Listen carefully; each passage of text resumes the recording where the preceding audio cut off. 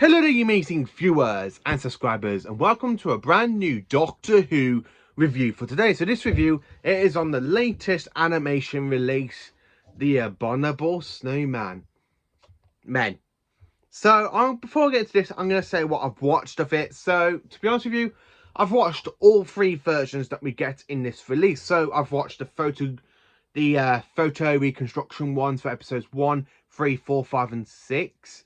I've also watched the animations for episodes 1 to 6 in animation in black and white, and then of course I've watched it with the surviving episode 2 with the animation. So I've watched episode 1 animation, then the surviving episode, and then of course the other animation stories in black and white, and then I've watched it all in color as well. So basically I've watched this story 3 times over, and my god, I absolutely flipping loved watching this story. I mean, literally I went from color to black and white, and then I went from the animation of black and white to the animation with episodes 1 to 6, including the surviving episode, and then the photo reconstruction. So I had a blast of watching all 3 versions of this story, technically 4, because if you watch live action with the black and white ones, or you can actually watch the animation for episode 2 in black and white, and with the rest of it, or you can even watch episode 1, the surviving episode, and then 3, 4, 5 and 6 in animation. So talking about Doctor Who, the Abominable Snowmen. So what do I think about this animation story? How do I give it? Well, I have to admit, the animation is still the same style as Galaxy 4 was, and of course it as the Faceless ones, or View from the Deep.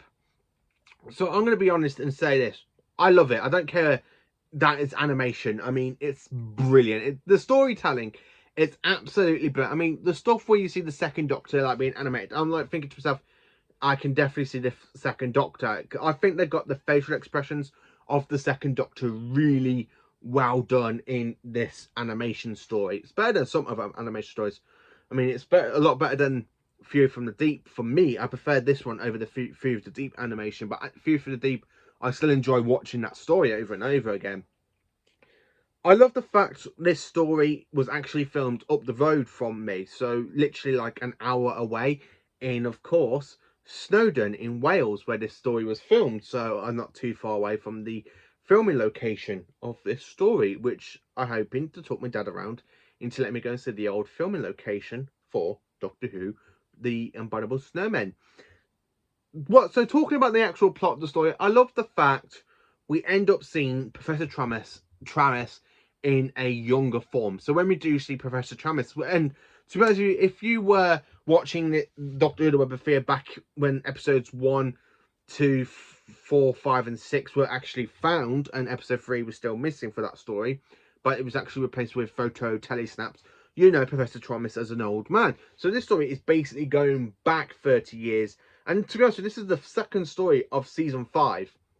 And I absolutely loved it. The animation is brilliant. It really gives you that kind of fantastic Doctor Who feel to it. Now, this is the very first story that we see the Great Intelligence in, and of course the Robot Yetis. But technically, the story is the second story for the Great Intelligence, because the first story in its timeline was the Snowmen in Victorian London in Doctor Who: The Snowmen in 2012 with the 11th Doctor. So this is basically the Doctor's first encounter with the Great Intelligence, and the Great Intelligence second kind of encounter with the Doctor,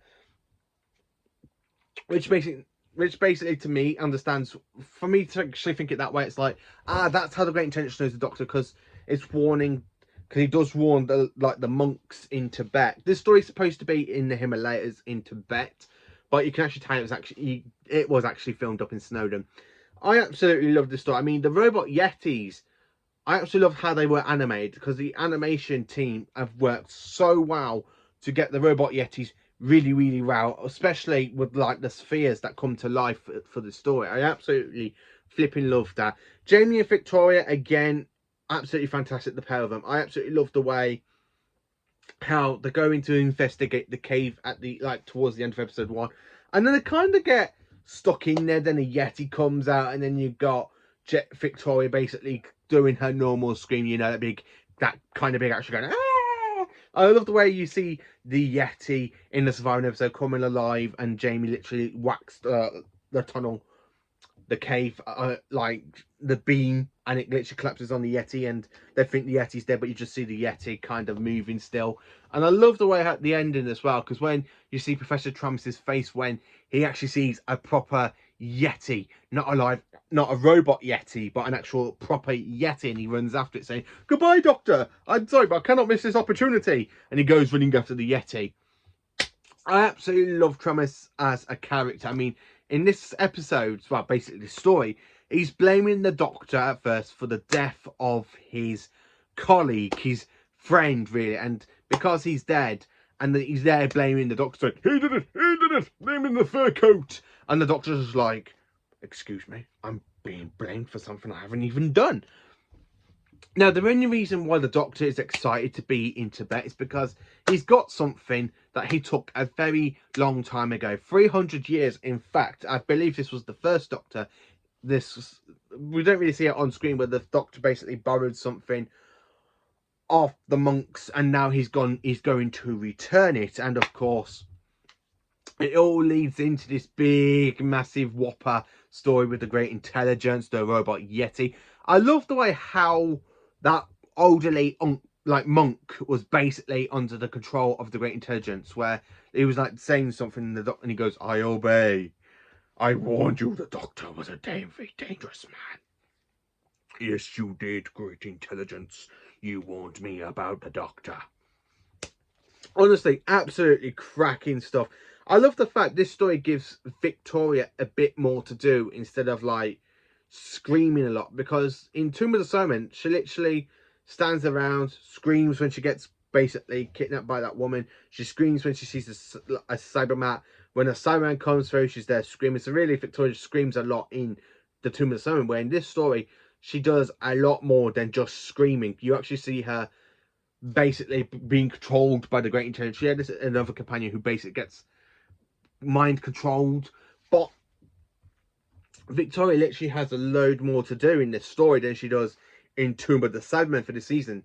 Honestly, I have to say, if I was going to say what's my favourite Yeti story out of this story, and of course the Web of Fear, I'm going to have to say it's still going to be the Web of Fear, but this is a second story for me. I really enjoy it. I mean, even though this is the first Yeti story, I mean, there's something about the Web of Fear for me I just enjoy it a lot more. Maybe it's because it's got the Nicholas Courtney as Alistair Gordon Lethbridge Stewart, who later becomes a very good friend to the second and third Doctors, and the fourth Doctor, and the fifth Doctor, and the seventh Doctor, and of course meeting his 8th incarnation in Big Finish and his 9th incarnation in Big Finish, and also making an appearance in the Sarah Jane Adventures. Honestly, I absolutely love this story. It's fantastic. It is amazing. It's brilliant. I don't want to give too much away because, you know, it was just released last Monday. And I don't really give too much away because if you haven't seen it, I do highly recommend go and get Doctor Who, The Abominable Snowmen, because it's an absolutely iconic story for me. To actually sit here and say I've watched all 3 versions and then still call it an iconic story, it's definitely something you need to watch, because even though people like moaning about animations and stuff, even though you can actually watch this with full animation in black and white, or you can watch it in black and white with episodes 1, 3, 4, 5 and 6 in animation and the surviving episode 2 with it, or you can actually watch it all 6 episodes in full animation and in colour. If I was going to say what I prefer watching this on, I'm going to say the black and white version with the actual surviving episode 2. And that surviving episode has actually been really done really well to get into like high definition, especially for a 60 story. Even though it's like 1 episode, and you can actually tell they've actually put a time and effort in to make it look HD with the rest of the animation. It's just a brilliant way, and I love the way how this story is a great absolutely tribute to 60s Doctor Who, because honestly I love watching all 3 versions of this story.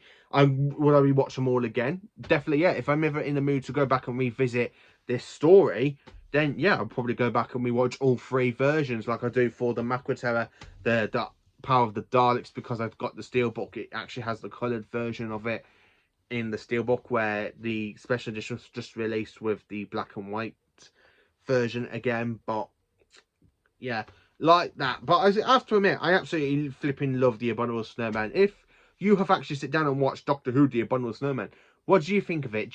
What do you think of the animation? Do you think it could be better? Do you think it could be a lot worse?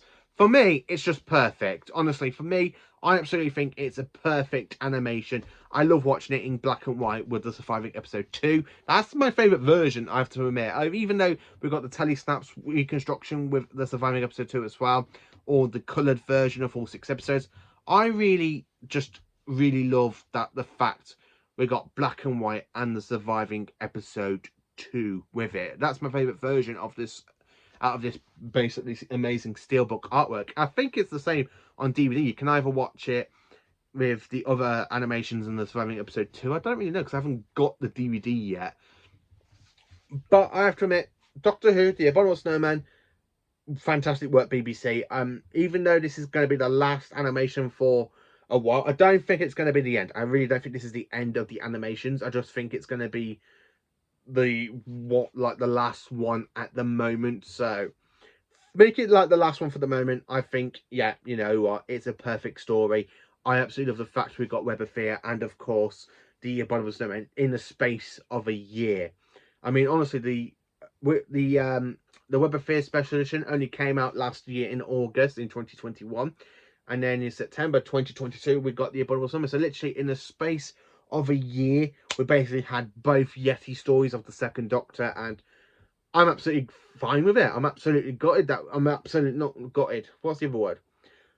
Amazed. I'm absolutely amazed that we've actually got both Yeti story for the Second Doctor animated and released on Blu-ray, Steelbook and DVD literally in a space of a year. You've done really well there, BBC. So yeah, let me know what you think of Doctor Who, The Abominable Snowman, and thank you for watching, and thank you for being magnificent viewers and subscribers.